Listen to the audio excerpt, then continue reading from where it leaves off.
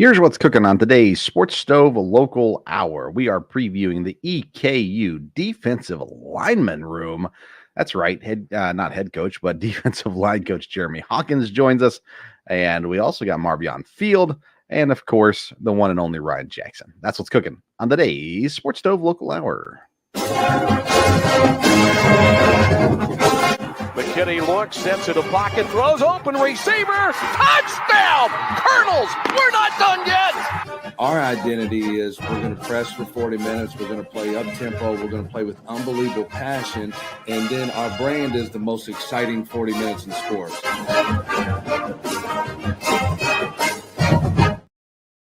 Welcome in to an all-new edition of the Sports Stove Local Hour presented by Mad Mushroom Pizza. Serving Colonel since 2016, Mad Mushroom, located right across the street from EKU's campus, is ready to serve you. You can head right inside, have a seat, watch some TV while you're there, enjoy pizza, enjoy some grinders, enjoy some other things that are there. Mad Mushroom will take care of you. And if you go into the store and order, all you got to do is mention the Sports Stove podcast. They're going to give you $5 off your order of $20 or more. Or you can order online at madmushroom.com. Use the code SPORTS5. You're going to get that same discount of $5 off of $20 purchase or more. Today, we are previewing the defensive line group. And just a few moments, Ryan will be with us. And he is, we're in the middle of camp. They're in the middle of camp. And so very busy schedule and things like that. Ryan should be on with us in the next 10 minutes or so. And I'm hoping he can join us for our first interview. But we're going to get started with Adam, and that's okay. He'll be here as soon as he can. So our first guest of the evening is the defensive line coach from EKU, the one and only Coach Jeremy Hawkins. Coach, how you doing? I'm doing great. How about yourself? Hey, I'm doing fine. We also want to introduce you as our Cincinnati Bengals insider. Congrats to your wife on the position there in Cincinnati. Hope things are going well for her and the family and everything with that transition. Busy time for the family right now, right? Oh, it is. It is. It's that time of the year. Everybody's ripping and running and going everywhere. It's a little bit better than last year, though, because, my wife has been in recruiting at UK for the longest. And, that's a lot better than, dealing with, weekends of recruits and babysitters everywhere. So we're good. Yeah, that's awesome. Well, I want to say thank you to coming on. I mean, I know you guys are incredibly busy right now with camp started up. How's the start of camp going? Oh, it's good so far. Today was the first day. With helmets today. So letting the guys get out there and run around and kind of, just enjoy themselves a little bit, man, and get back used to playing the game of football. Yeah.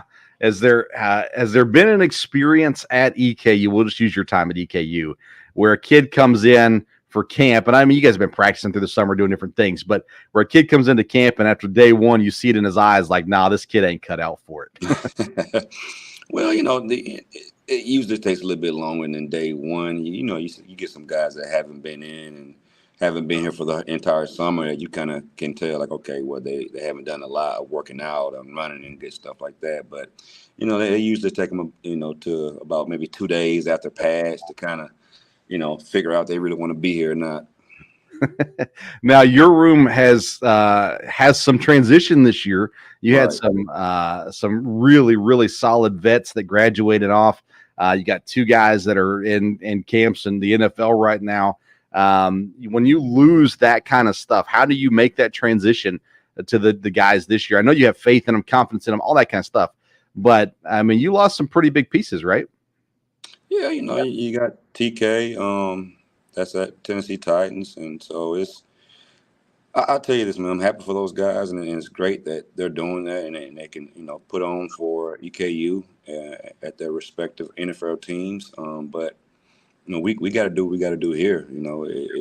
We can't take a step back. We got to actually, make plays doing it, So on to the next, right? That's it. I mean, so to speak, but sure. But you miss those guys for sure. And I'm proud of them. And I talk to them every other day. So, but for sure, we got to make sure that we just don't miss a beat when it comes to making plays for this defensive line, for this defensive unit. Now, before Ryan gets on, Ryan should be jumping on here before too long, but Ryan Jackson's co-hosting with us this year and had a blast just getting to know him better and things like that. He has talked about, hey, I've waited my time, but now is my time. So guys like Ryan that have been here, have been around, have done some things. How do you, what's the expectation, I guess? Oh, there we go. He's back.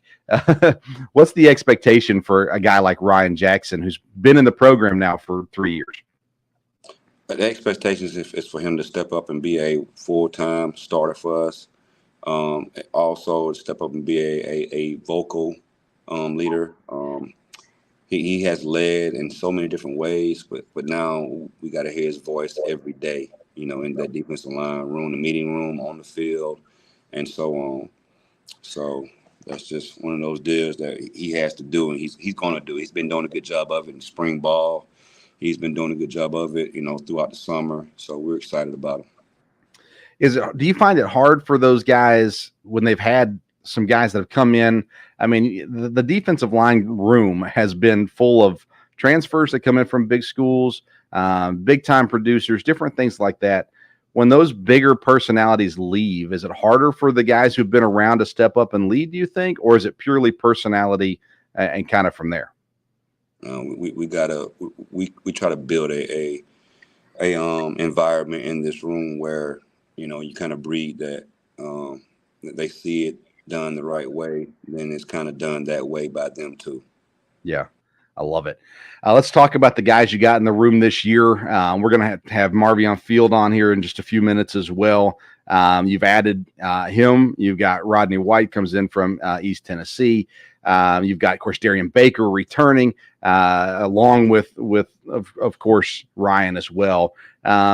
This room, I want to start off with the nice things, right? What do you like about these guys that are here this year, about the room that you have this year? Well, I can tell you this right here. They work hard for sure. They're hard workers, and they continue to do that every day. If they continue to do that every day, then we'll be successful. Rodney has come in, man. He was an all-conference player at ETSU. Marvion's come in. He was a good player at ELine.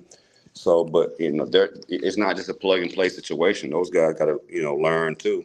Just like TK did when he came in. He came in from LSU, and he had to learn and go through his situations and his process to play defensive line position too. Yeah. Do you have a preferred number for your rotation? Like, do you like to have 6 guys? Do you like to have 8 guys? Is there a preference? I would like to have as many as possible. If they can play for sure. We're gonna rotate the first 2 teams for sure. But if we got some other guys that can kind of get it done for us, then we'll definitely get them on the field for us. I wanted to ask you about Jeremiah. He came in last year as a freshman. The reason I ask about him is he grew up in the same area I grew up in. He played ball at Smyrna. I grew up in Murfreesboro, so I kind of keep up. I like to see him work, and I've been told he's been working really hard as well. But he is young. So what's that potential for the young guys to be able to step up and earn that playing time? It's a ton of potential for him for sure. He's worked his tail off, gained a lot of weight. Got more explosive, more stronger. He's a true hard worker, man. Proud of him, what he's done this summer. And hopefully we take some strides on the football field too, and I think we will.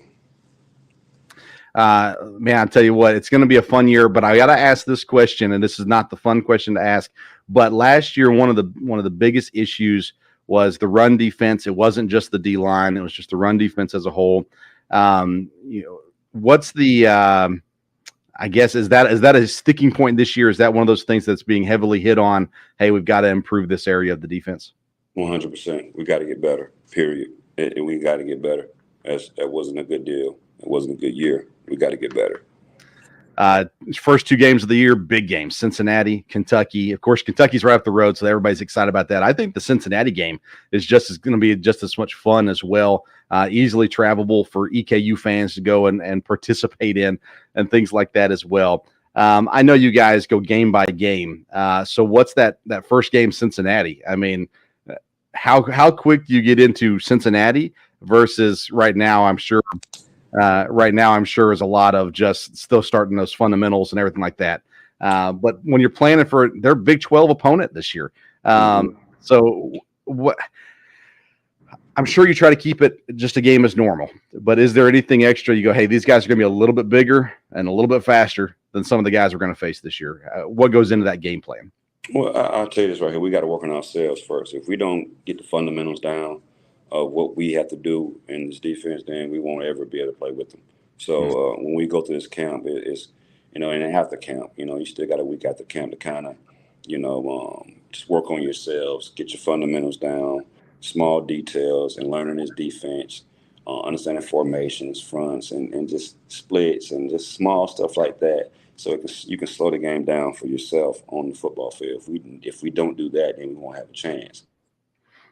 Do you have a key motto or a key phrase for your defensive line this year, kind of one main focus that you're going into?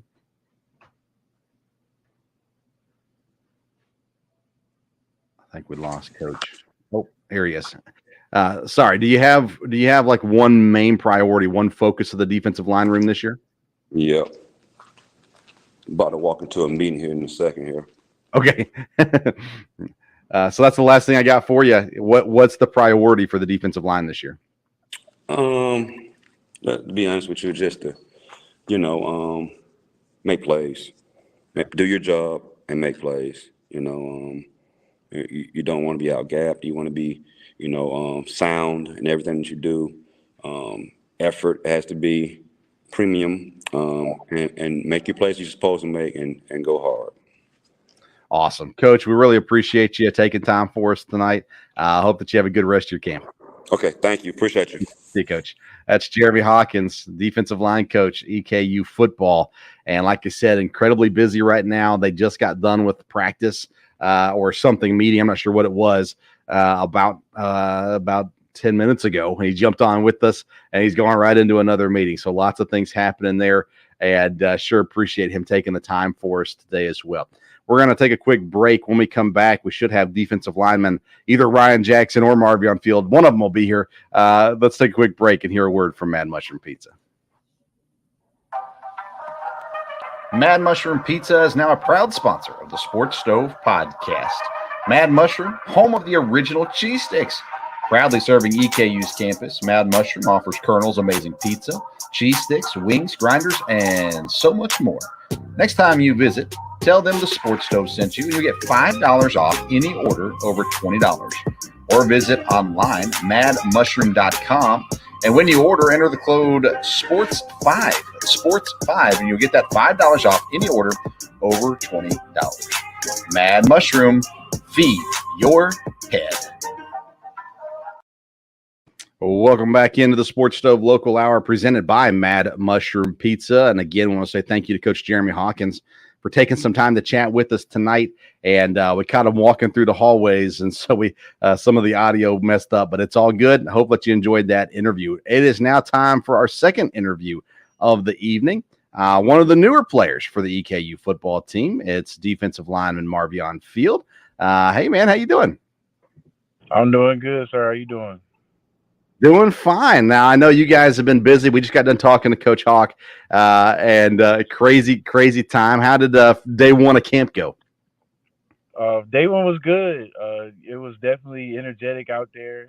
I really felt the energy from the guys. A lot of effort, a lot of great stuff going on, a lot of stuff to improve on as well. But overall, just a very solid first day. Is there a big difference between coming from Elon to EKU? Oh yeah, it's a huge difference, honestly. And it's a good thing. Like, I came from a place where I feel like we necessarily didn't work as hard as we do here at EKU, and that's a good thing for me because I want to be pushed to my limits, and I also want to see my teammates push to their limits, so we can go out there and get a championship, and whether that's conference and the national championship, we want it all. So we gotta do the right things, and we gotta be pushed. So that's the biggest difference in me. I love it. Now, what ultimately brought you to EKU? I would say the tradition of the school, just being like around the coaches and just seeing the culture and experiencing that vibe of being in this type of environment. that definitely changed my mind about where I wanted to go to school at, and that was go to EKU. So that was definitely my biggest thing. Yeah, I'm always interested, especially with transfers, how that looks, because especially now in the last 2 or 3 years, with the amount of transfers that come through, it's hard to maintain that culture. And it seems like EKU's been able to maintain that culture that Coach Wells has installed, and the coaching staff has been a big part of. Have you seen that with the coaching staff, that they have been able to be a big part of what's going on in the program to kind of maintain and carry over what you expected? Oh yeah, for sure. That's the main things they press on us. Our four biggest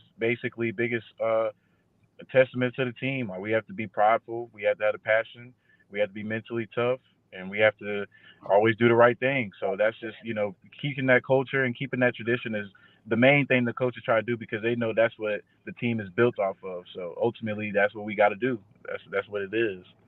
And we welcome in now our co-host Ryan Jackson, making it in from practice as well. I'm sure you guys just saw each other most of the day, but Ryan, how you doing, man?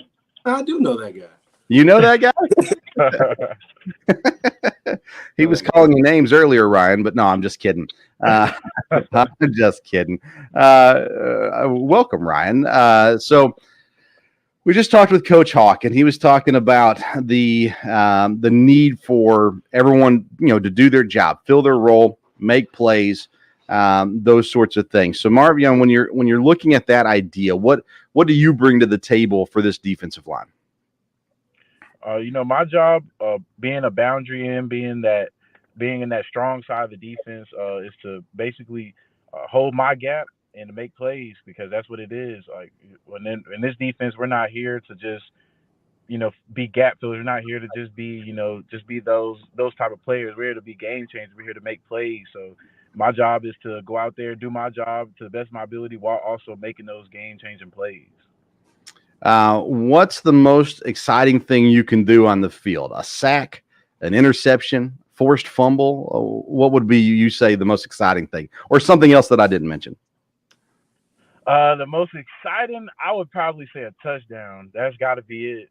I've never scored in college, really, nor in my career. So like, that would just be it. I feel like a touchdown, taking something to the house, that's gonna set the whole stadium off right there. Now, Ryan, you've been there for defensive touchdowns, and you've seen some rumble and tumbling touchdowns from D linemen in the past. So, what's that experience like when the crowd sees a defender, especially and by big, I don't mean that negatively, but a bigger defender? It's crazy because if one of your teammates score a touchdown, you're really too focused in on the moment of the touchdown.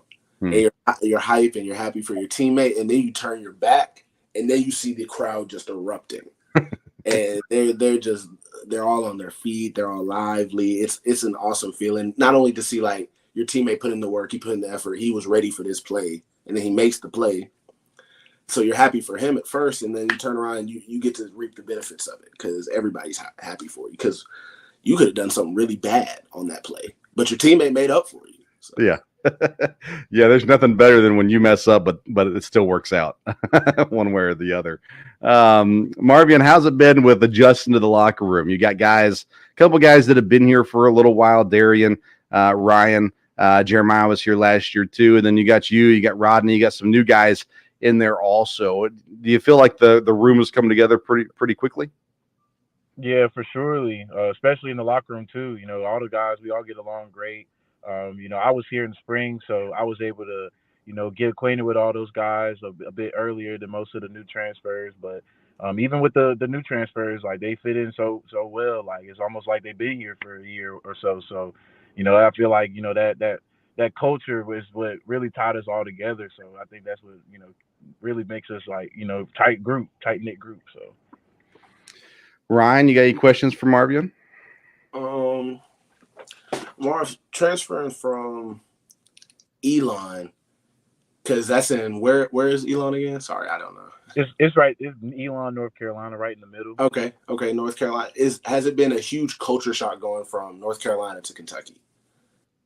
I would say like, in terms of the states aren't too different. But in terms of where Elon is in Richmond, Elon and Richmond is completely different. Like Elon is more like, I would say this, Elon in terms of the school, it was majority people from the Northeast, right? So it's almost like you're getting a Northeast vibe, like you're in New York, you're in Massachusetts, you're in one of those kind of areas because that's just what you're around so much. Versus being down here like in Richmond, Kentucky, it's more like of a Southern feeling. Like I feel like I'm closer to home. I'm closer to my home in Georgia. Like a lot more similarities in that area versus like in North Carolina in that specific area where it's more majority northeastern people. So I would say that's probably the biggest difference, just like the basically like the region, I would say. Yeah. I've never been to Hampton, Georgia, where it says you're from. But I've been in Georgia and multiple places in Georgia. I think Kentucky and Georgia is pretty even, right? Yeah, I'd say, you know, other than Atlanta, it's even. There's nothing much different other than Atlanta. Yeah, there's not really an Atlanta comparison in Kentucky, I don't think. Yeah, that's not. There's no Atlanta comparison anywhere. Yeah. Now, did you have any connection with any of the players on the roster, EKU roster? I did not have direct connection. Now, star wide receiver, Jaden Smith, when he was younger, he was probably in about 5th or 6th grade at the time. He probably don't even hardly remember, but we actually used to train together because we used to train with this one trainer. He was like a running back trainer, but he, you know, basically just specialized in speed and agility. And that was probably the first time I met Jaden. He was about 5th, 6th grade. He was yay high. He wasn't, you know, he wouldn't even recognize him now. You know what I'm saying? So that's probably the one person like I remember when I came to EKU. I was like, dang, I remember that guy. Like he was real young though at the time, but yeah. Who was faster, you or Jado?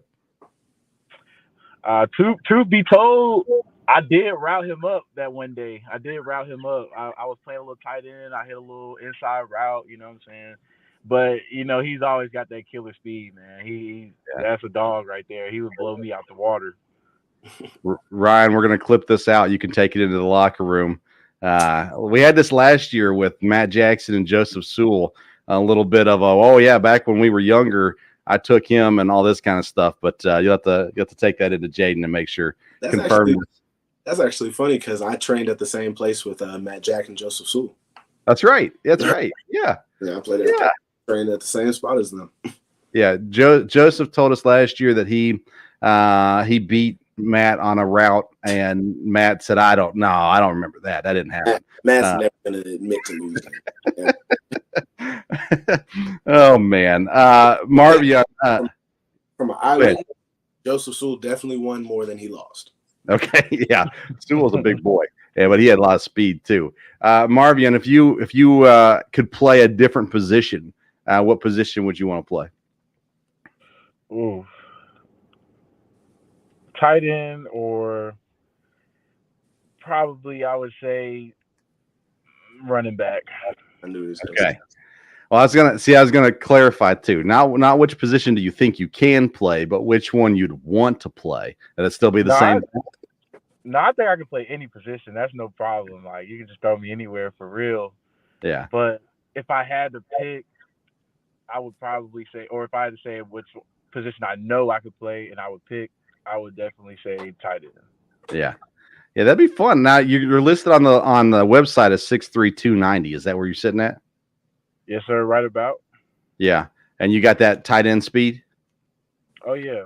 I can block with the best of them. I got hands stickier than honey on a Sunday. So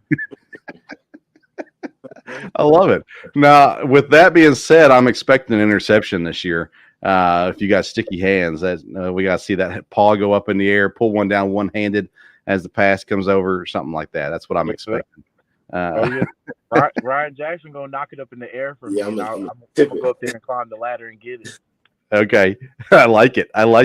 What's the drill you like to do the most in practice? I would say probably our block recognition drills. Those help me a lot, especially in the run game. We have a very run heavy offense, so we tend to do a lot of zoning, and we do a lot of outside zoning. So it's a lot of movement going on up front. So you have to be able to recognize those blocks, recognize what you're getting, and be able to make the plays whenever they need to be made. And only a way to do that is to be able to understand what blocks you're getting. So I feel like those drills that Coach Hawk set up for us are very, very vital to what we got to do. Now, I asked Hawk about this. Last year, the run defense struggled. There were definitely issues. Now, you weren't here last season, but I'm assuming you've heard that, and I'm assuming you've heard that a lot in practice and everything like that as well. What do you think is going to be the strength of the defensive line this year? I would say the strength, it really comes from all positions. We have a lot of strong guys in the room. We have a lot of talented guys in the room. Every position group has dogs all across the line. So I think the thing for us is to really just key in on our assignments. It's not a game where you can just stand up and look in the backfield and play the game, and it's not like that anymore. Like there's jobs on the field. Like there's a 111. Everybody has to do their 111. And up front, if we do our 311s, we're fine. I genuinely feel that. So when we just do our job, locking in our assignments, there's nobody that can really block us. There's nobody can really stop us.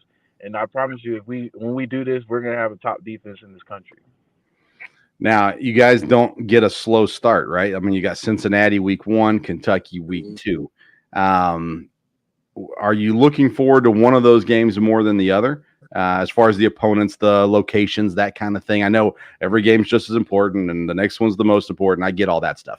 But an opportunity to go play what's now a Big 12 school in Cincinnati and an SEC school in Kentucky. Have you come to playing anybody close to that at that level before?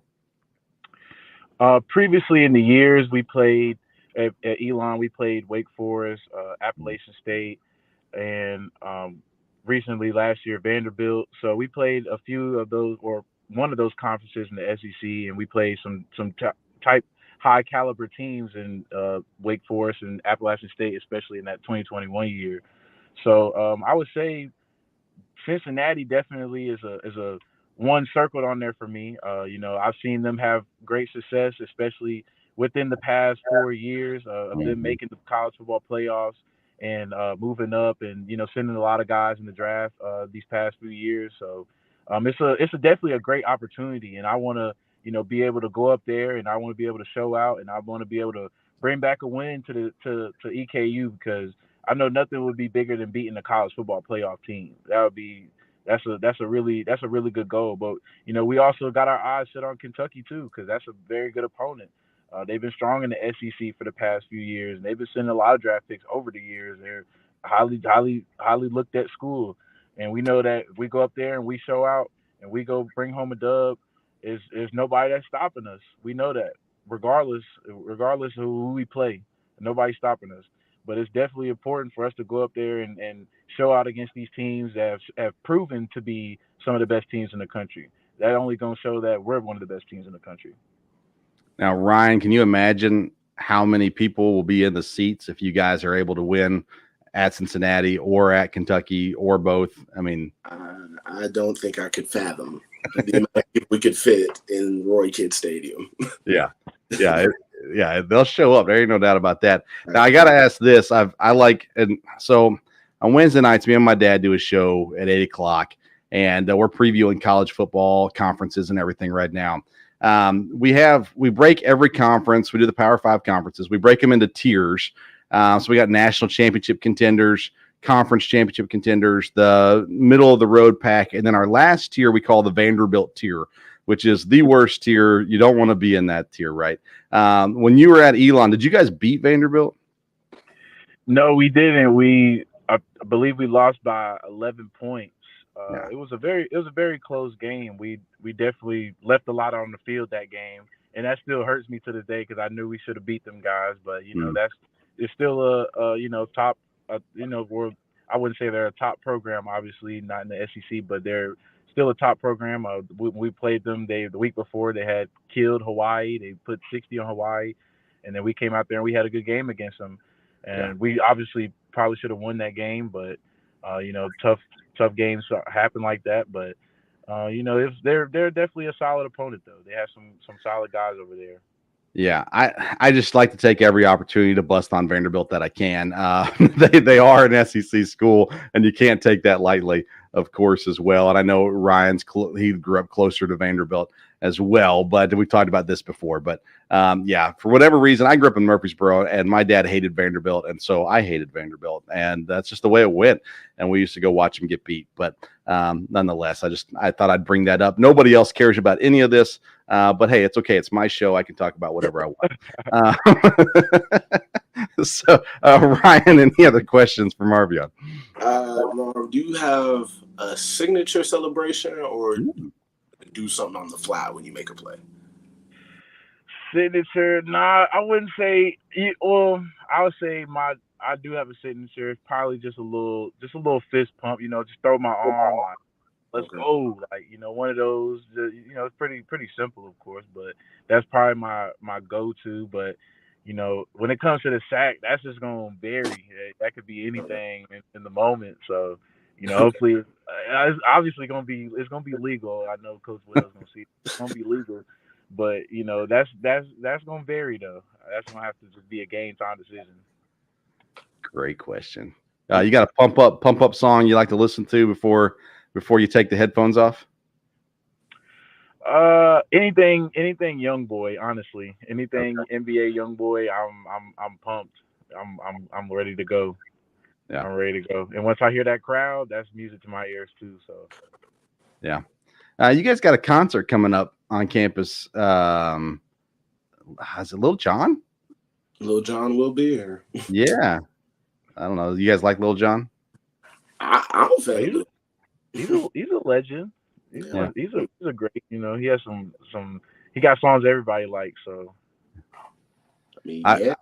I can honestly say I don't know any of his songs, but that probably not surprising. At my age and everything else about me, I think that makes a lot of sense. But anyways, Marvion, man, I've enjoyed talking with you. I've talked probably wasted a lot of your time tonight, but I enjoyed it at least. I hope you did too. You're fine, man. I enjoyed it. I really appreciate you letting me on your show. Yeah, man, we enjoy having you on. We're excited about what the year holds and what you're going to do here at EKU. We're excited for you to be productive on that line next to Ryan, and excited about what the season holds, because it's going to be a fun season. It's going to be a tough season, no doubt about it, but it's going to be a lot of fun too. So welcome to EKU. Good luck this season, and we're looking forward to cheering you on. Yes, sir. I appreciate that. All right, we'll see you later, man. Thanks. I'll see you. All right, y'all have a good one.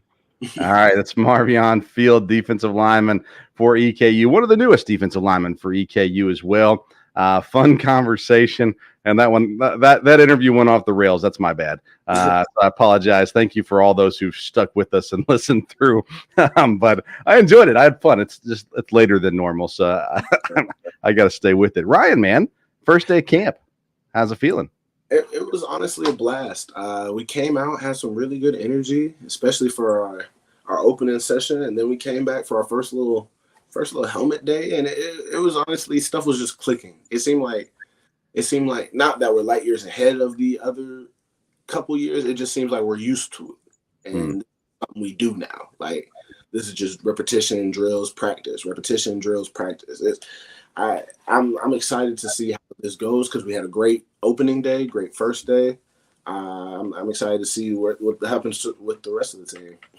Now, is camp, is it mostly conditioning, technique, that kind of stuff? It's mostly reps, trying to get people reps, trying to get giving people opportunities to play. So that's where I would say you're going to get your conditioning in, and you're going to get all the other fundamental stuff. I think the main benefit of camp is reps, and to really elevate yourself or separate yourself from somebody else. Yeah. I want to talk a little bit about the detail of defensive line work with you, because again, I'm just a fan, and I hear stuff on TV. Doesn't mean I know what in the world we're talking about. So let's talk about technique, because you guys play 3 down linemen. Is there 2 different techniques in your guys' setup, or more than that? We do 2 different techniques for right now. It depends. We scheme up stuff for teams. Obviously, it depends on the team. But our main base defense is a 3-man front. We're not a stack team. I believe we're just a 3-2 defense, to where we have 2 4-eyes and a nose guard. Okay. And with a jack. So when you're talking on the D line specifically, hand in the ground for the guys on the edges, hand on the ground or hand in the air? That's another thing that depends for our jacks. Our jacks are more stand-up ends for us. They're more big pass rushing guys. But they're still big people like Shaq Fall. He's at least 250, somewhere in there. He's still a bigger guy. That way we can put his hand in the dirt. Yeah. Aiden Boss is the same way, a converted defensive end to Jack. Like, we can run them any way they're comfortable standing. Sam's, on the other hand, they're more of converted safeties, so they're probably more coverage guys, so they're used to standing and being like light on their feet. Yeah. Now, with the 3 down linemen, is your guys' job mainly containment?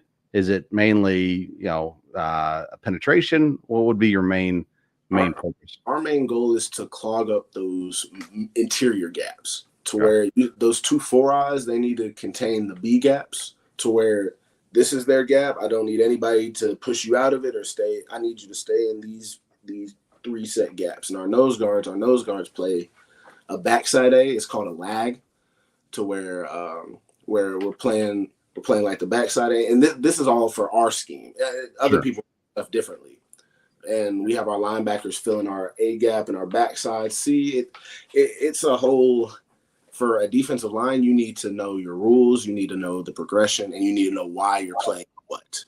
Because for me as a nose guard, if I don't lag on some plays, it's not just jacking up the defense. It's not just jacking up whatever the play's going on. It's jacking up the people behind me. Yeah. Because the people behind me need me to stay in my gap. That way they can flow off and fit on their run fits. Yeah. What are you listening for when the play's getting ready to go and the quarterback's calling out his stuff? Are you listening for anything specific? For me, I like keying on what offensive linemen repeatedly say. Okay. If they repeatedly say the same thing and you repeatedly get the same play, obviously that's their call for one thing. Yeah. And the thing, as a nose guard, we like to move. Like our defense, we shift and move a lot. Mm-hmm. And I'm the one who does the call. I'm also listening for snap counts, because if I can start picking up on a rhythm and snap count, I can start making them jump. Yep. Now you're not allowed to you're limited on what you're allowed to do noise wise, right? Mm-hmm. I cannot say their snap count. I can say move all I want, but I cannot say that. Okay. Have you ever kicked a football or used your foot to move a football backwards before a play? I haven't gotten the chance to. Would I potentially? I would definitely potentially attempt to, because I've seen people do it. Yeah, I'm sure I did in high school. I was one of those guys. I definitely probably did that in high school. Yeah, well, you were a coach's kid, which makes a lot of sense. Those are the ornery ones. They know the rules. They know the little things, and they tend to play the line a little bit there as well. Defensive line guys in your room. We haven't had a chance to talk about this yet. We talked with Marvion Field. You've got some other guys. Let's start with the guys that have been around. Darian Baker is probably the main one that's been around on the defensive line. What do you think about not what do you think about Darian? I know what you think about Darian. But Darian and his progress and where he is right now. It's crazy to see how much D-Bake has grown, because me and him have literally been at the same. We went from the start line to where we're at right now. Me and him have been together since we first got there at Eastern. Not attached at the hip, but we're definitely good friends. It's crazy to see how he's mentally grown, for sure. Physically, he's a whole lot bigger than what he was when he first got here. He's in much better shape than when he first got here. He's just another guy who's put in the work, the time, and the commitment to where he's met EKU standard each year. That's why you see him progressively keep getting better. Yeah, he's just been on fire, and he has a heck of a pass rush. He has some heavy hands. Mm-hmm. You need to interview D-Bake. You would never know some of the things about, like, if he's by himself, he's usually like kind of shy, standoffish. But he's in a group, you would forget he had 7 brothers. Or 7. Yeah. What about these new guys? What are they bringing to the table? I like all the new guys. The one thing that I wish Marv had said about our D-line and what we will be successful is our team chemistry is amazing. Guys, I've never bonded with other men like this in a while. Like this has been great. I've enjoyed meeting these people. I've enjoyed learning their names. I've enjoyed playing alongside of them because even we get reps with them every now and then. But Rodney Wright coming in from ETSU, he's another big guy, another guy who will come and help. He just brings good effort, plays with a fire. You would think he has a giant chip on his shoulder the way he's out there playing. Darius Sterling, he comes from a D2. I don't know the exact one, but dude's country. Union Military Academy. Oh, that one. Sure. Yeah, sure. Dude is country strong, and he's kind of like what I said with Josiah. He's just going to continue to get better as long as he stays right here. Yeah. He can do nothing but continue to grow. Kanan Jordan, he's another great character guy in our room. He kind of ties us all together. He's more of the like quiet. He'll punch the line a little bit, but he's also been a great add, and it's just been awesome getting to know these guys and seeing how they just mix with our team very well. It's kind of like we're all on the same page before we even knew each other. Who's the guy not named Ryan Jackson on the defensive line that we're going to notice very quickly once games start? I hope you would notice all of us. But the first person that will pop off, you're like, wow, this kid's not an Eastern Kentucky kid. I would have to either say Rodney Wright or Jeremiah Bailey. Those two play with so much explosiveness that it'll pop. Out of nowhere, they might have a big hit, and you don't even know what their number is. Yeah. Because these are two new people. I love it. I'm looking forward, man. Game one, I know you guys got to be itching like crazy to get to actually real games, but man, game one against Cincinnati, it's just right around the corner. I mean, it's almost here, man. We're in August. That's crazy. Right. And let me not forget one more person. Yeah.